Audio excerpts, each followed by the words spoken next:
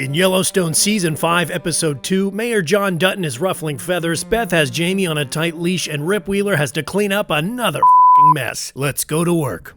The episode opens with a grisly look inside Monica's car crash with Tate and the bison they hit dead in the road. Tate asks Casey if they will try for another brother after the death of baby John and delivers the heartbreaking line, "I liked having a brother." Meanwhile, John gets a taste of what being governor is really like. Senator Perry is here to help, but Beth is the one to point out that their Dutton land is agricultural, and the Market Equities Airport shouldn't be allowed to go through. Beth and Jamie's sibling rivalry rises to new heights as Beth becomes a full-on mean girl, making Jamie refer to her with "yes, ma'am." And he does. Ouch. I want to believe that you're advising what's best for the family, I do. But then I remember, this isn't your family. And he's not your father. But wait, that's not the best line of that exchange. You're in my prison now, and if you ever forget it, I'll put you in a real one.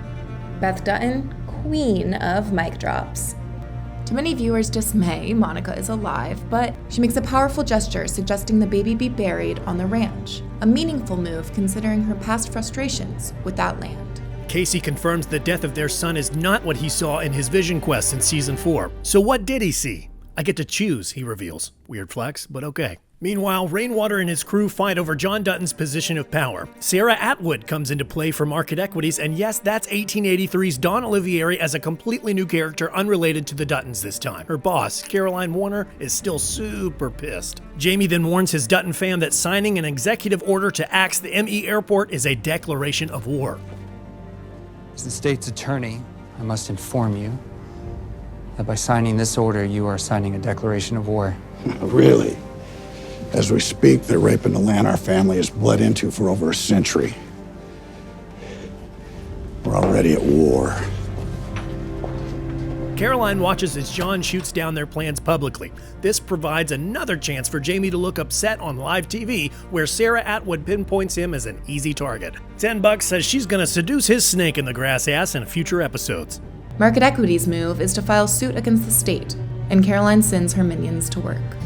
This is all somehow bad news for Broken Rock, according to Angela Blue Thunder. And we're right back where we started.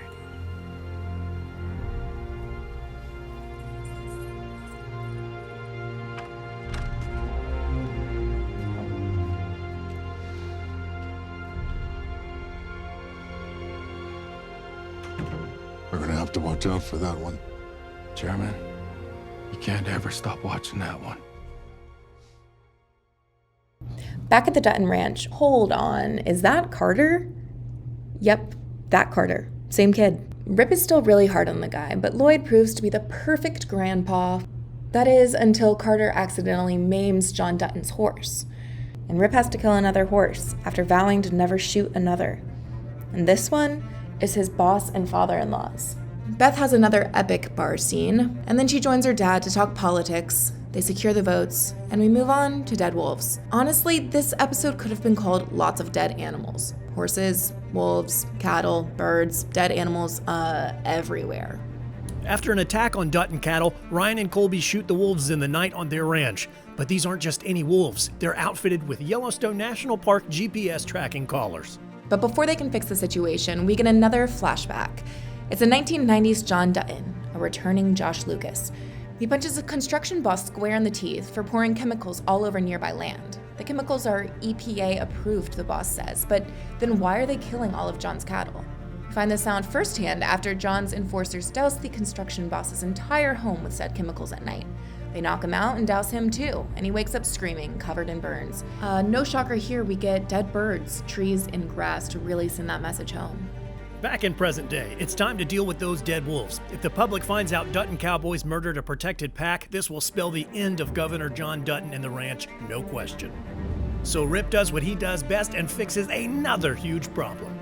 He does so by tying the collars to logs in the national park, tossing them into the Yellowstone River to keep them moving. Of course, after a bit, the GPS trackers find their way to shore and sit still. We know the still collars will signal every game warden in the state to figure out what happened. The screen fades to black as we wait to see how the Duttons will face one of the largest challenges yet. Remember to like this video, comment your favorite episode 2 scene, and subscribe to Outsiders YouTube.